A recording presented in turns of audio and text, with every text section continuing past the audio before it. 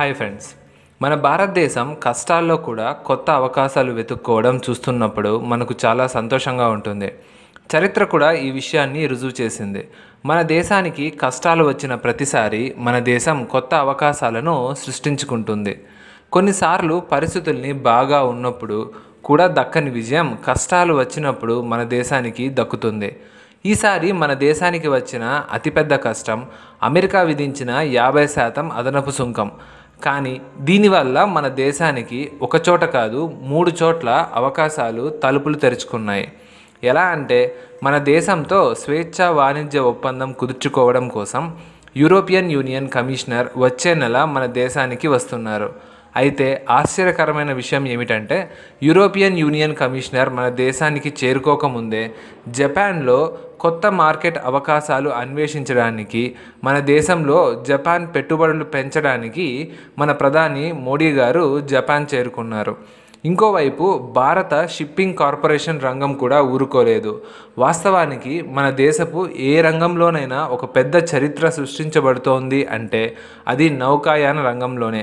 ఎందుకంటే మన దేశం షిప్పింగ్ రంగంలో 10 ట్రిలియన్ల పెట్టుబడుల కోసం 10 నుంచి 20 లేదా 50 కాదు, ఏకంగా 100 దేశాలతో సంబంధాలు కుదుర్చుకుందని వార్తలు వస్తున్నాయి.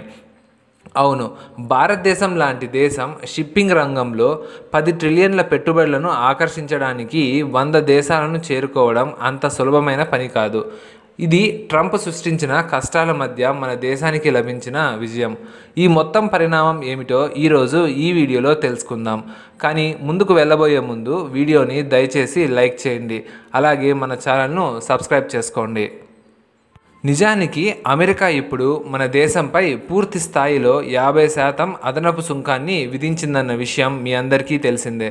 అంటే మన దేశం నుంచి అమెరికాకు ఎగుమతి అవుతున్న ఉత్పత్తులపై చాలా వరకు ఇంతకు ముందే కనీసం 10% దిగుమతి సుంకం ఉండేది. ఇప్పుడు దానికి 50% అదనపు దిగుమతి సుంకం కూడా చేరింది.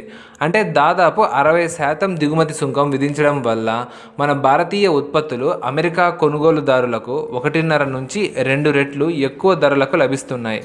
ఉదాహరణకు సముద్రపు ఉత్పత్తులు, ముఖ్యంగా రొయ్యల గురించి మాట్లాడితే వాటిపై ఇంతకుముందు 10% కౌంటర్ వెయిలింగ్ సుంకం ఉండేది. ఇప్పుడు కొత్తగా వచ్చిన 50% సుంకం చేరడంతో మొత్తం 60% అయ్యింది. దీనివల్ల ఇవి అమెరికా మార్కెట్లో చాలా ఖరీదైనవిగా మారాయి. ఇదే పరిస్థితి వస్త్రాలు మరియు గార్మెంట్స్లో కూడా ఉంది. కొన్ని నివేదికల ప్రకారం రెడీమేడ్ దుస్తులపై ఇంతకు ముందే 13.9% సుంకం ఉండేది. ఇప్పుడు కొత్తగా వచ్చిన 50% సుంకం కలవడం వల్ల ఇది 63% లేదా 64% పెరిగింది. ఆభరణాలపై ఇంతకు ముందు దాదాపు 2.1 సుంకం ఉండేది. ఇది ఇప్పుడు కొత్తగా 50% సుంకంతో 52.1% పెరిగింది. ఇక లెదర్ మరియు ఫుట్వేర్ గురించి మాట్లాడితే వాటిపై ఇంతకుముందే 25% దిగుమతి సుంకం ఉండేది. ఇప్పుడు 50% సుంకం కలవడంతో మొత్తం 75% అయింది. అంటే మన భారతీయ ఎగుమతిదారులకు ఇది పెద్ద కష్టం. ఈ పరిస్థితుల్లో మన దేశానికి తమ వస్తువులు యథేచ్ఛగా సరఫరా చేయగల ఒక కొత్త మార్కెట్ అవసరం. ఇది మనకు లభిస్తే ఇంత భారీ దిగుమతి సుంకాలు చెల్లించాల్సిన అవసరం ఉండదు. దానితో పాటు దిగుమతి సుంకాలు విధించి భారతదేశ అభివృద్ధిని ఆపడానికి ప్రయత్నిస్తే వాళ్లకు నష్టం జరుగుతుందని అమెరికాకు కూడా అర్థమయ్యింది. భారతదేశానికి ఏమీ కాలేదని వాళ్ళకి కూడా తెలుస్తుంది. అయితే ఇప్పుడు వస్తున్న వార్తలు మన దేశం కొత్త మార్కెట్లను వెతుక్కోవడంలో ఆలస్యం చేయడం లేదని స్పష్టంగా చూపిస్తున్నాయి. అమెరికా దూరం పెడుతుంటే మన దేశం ఇతర దేశాలతో తన బంధాలను పెంచుకుంటోంది. దీనివల్ల అమెరికాకు ప్రత్యక్షంగా కాకపోయినా పరోక్షంగా కూడా ఒక దెబ్బ తగిలే ప్రమాదం ఉంది. భారతదేశం ప్రత్యామ్నాయ మార్కెట్లోకి అడుగు పెడుతుందని వాళ్ళకి తెలిసిపోతుంది. అమెరికాకు ఎలా తెలియకుండా ఉంటుంది? ఎందుకంటే ఇవి గాలి మాటలు కావు. మన దేశం తీసుకుంటున్న చర్యలు ప్రపంచం అంతటికీ స్పష్టంగా కనిపిస్తున్నాయి. అమెరికా మాత్రమే కాదు, ప్రపంచం మొత్తం చూస్తుంది. మన దేశం అమెరికా సుంకాలను ఎలా ఎదుర్కొంటోందో అందరూ చూస్తున్నారు. చాలా దేశాలు సుంకాలను వ్యతిరేకిస్తూ అమెరికాతో వాదనకు దిగుతుంటే మన ప్రధాని మోడీ గారికి ట్రంప్ పదే పదే ఫోన్ చేసినా, భారత్పై సుంకాలు విధించిన 4 సార్లు ఫోన్ కాల్ వచ్చినప్పటికీ ప్రధాని మోడీ ట్రంప్ కాల్ను రిసీవ్ చేసుకోలేదని వార్తలు చెబుతున్నాయి. కానీ మన దేశం నిశ్శబ్దంగా వివిధ రకాల చర్యలు తీసుకుంటోంది. ఇందులో అత్యంత ముఖ్యమైన విషయం భారతీయ షిప్పింగ్ రంగంలో 10 ట్రిలియన్ పెట్టుబడుల కోసం 100 దేశాలను ఒకేసారి చేరుకోవటం. నిజానికి మన దేశం ఒక నిర్ణయం తీసుకుంది. ఇప్పుడు మనం కేవలం సరఫరా గొలుసులో భాగంగా ఉండటం కాదు, మొత్తం ప్రపంచానికి షిప్పింగ్ మరియు లాజిస్టిక్స్లో వెన్నుముకగా మారాలి. దీని లక్ష్యంగా చాలా స్పష్టంగా ఉంది.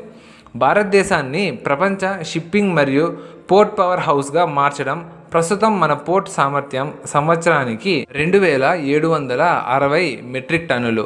మోడీ ప్రభుత్వం 2030 నాటికి సంవత్సరానికి 3500 మెట్రిక్ టన్నులు మరియు 2047 నాటికి సంవత్సరానికి 10,000 మెట్రిక్ టన్నుల లక్ష్యాన్ని పెట్టుకుంది. అంటే రాబోయే 20 సంవత్సరాల్లో మన దేశం ప్రపంచంలోనే అతిపెద్ద ట్రేడింగ్ మరియు షిప్పింగ్ నెట్వర్క్ సూపర్ సెంటర్గా మారుతుంది.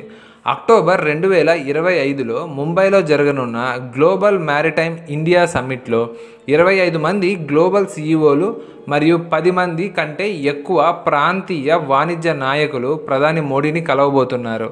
అక్కడ మన దేశానికి దాదాపు 10 ట్రిలియన్ పెట్టుబడులు లభిస్తాయని ఆశిస్తున్నాం. భారతదేశం యొక్క అసలైన మాస్టర్ స్ట్రోక్ ఏమిటంటే షిప్పింగ్ రంగంలో ఆటోమేటిక్ రూట్ ద్వారా 100% ఎఫ్డిఐ అనుమతి ఇవ్వడం. దీని కింద ఓడల దిగుమతిపై జీఎస్టీ నుంచి మినహాయింపు, 10 సంవత్సరాల పన్ను మినహాయింపు మరియు వన్ నేషన్ వన్ పోర్ట్ వంటి డిజిటల్ పథకాలు కూడా ఉన్నాయి. అంటే మన దేశంలో ఎవరు పెట్టుబడి పెట్టినా వారికి లాభాలు ఆకాశాన్ని అంటుతాయి. ఇప్పుడు మీరు అడగవచ్చు, ట్రంప్ సుంకాలు విధించడం వల్ల ఎగుమతులు ఎలాగో తగ్గుతాయి, మరి భారతదేశం షిప్పింగ్ విషయంలో ఇంత శ్రద్ధ ఎందుకు పెడుతుందని. మీకు ఒక విషయం చెప్పాలి, మన ఎగుమతులు తగ్గడం కాదు, అవి పెరగబోతున్నాయి. దీనిని బట్టి మీరు ఒక అంచనాకు రావచ్చు. ప్రస్తుతం మన ప్రధాని మోడీ జపాన్ వెళ్ళారు. భారత్ మరియు జపాన్ మధ్య ద్వైపాక్షిక వాణిజ్యం మొత్తం విలువ దాదాపు $23 బిలియన్. ఇందులో మన ఎగుమతులు $5 బిలియన్. అయితే ప్రతి సంవత్సరం దిగుమతులు అంతకంటే చాలా ఎక్కువగా $8 బిలియన్ ఉన్నాయి. భారతదేశానికి జపాన్తో వాణిజ్య లోటు చాలా ఎక్కువగా ఉంది. అందుకే మన ప్రధాని మోడీ జపాన్ వెళ్ళారు. దీనివల్ల ఇలాంటి కష్ట పరిస్థితుల్లో కొత్త ఎగుమతి ఆర్డర్లు తీసుకురావడమే కాకుండా జపాన్ నుండి సాంకేతిక రంగంలో ఆగిపోయిన పెట్టుబడులను కూడా పెంచవచ్చు. మన దేశం ఈ అవకాశాలను ఉపయోగించుకొని జపాన్ మార్కెట్ నుండి ఎగుమతుల అవకాశాలు పొందితే మొదటిది భారతదేశానికి జపాన్తో ఉన్న వాణిజ్య లోటు తగ్గుతుంది. రెండవది అమెరికా సుంకాలకు సమాధానం కూడా దొరుకుతుంది. అమెరికా సుంకాలలో ముఖ్యమైన సమాధానం ఐరోపా మార్కెట్ నుండి లభిస్తుంది. ఎందుకంటే యూరోపియన్ యూనియన్లో 27 ధనిక దేశాలు ఉన్నాయి. అక్కడ మన భారతీయ ఉత్పత్తులకు ఇప్పటికే చాలా డిమాండ్ ఉంది. కానీ ప్రస్తుతం చాలా ఉత్పత్తులపై వేరువేరు దిగుమతి సుంకాలు విధించడం వల్ల మన ఎగుమతులు కొన్ని ఇబ్బందులు ఎదుర్కొంటున్నాయి. అయితే ఇప్పుడు ఈ సమస్యకు పరిష్కారం దొరకబోతోంది. ఎందుకంటే మన దేశం మరియు యూరోపియన్ యూనియన్ మధ్య ఒక పెద్ద స్వేచ్ఛా వాణిజ్య ఒప్పందం కుదరబోతోంది. వచ్చే మాసంలో యూరోపియన్ యూనియన్ ట్రేడ్ కమిషనర్ ఈ ఎఫ్టిఐ చర్చల కోసం మన దేశానికి రానున్నారు. దీనిని బట్టి ఈ ప్రక్రియ ఎంత వేగవంతంగా జరగబోతోందో అర్థం చేసుకోవచ్చు. ఈ వీడియో మీకు నచ్చినట్లయితే లైక్ చేయండి, షేర్ చేయండి. మరిన్ని ఇంట్రెస్టింగ్ వీడియోస్ మిస్ కాకుండా ఉండాలంటే ఛానల్ని సబ్స్క్రైబ్ చేసుకోండి. Thanks for watching.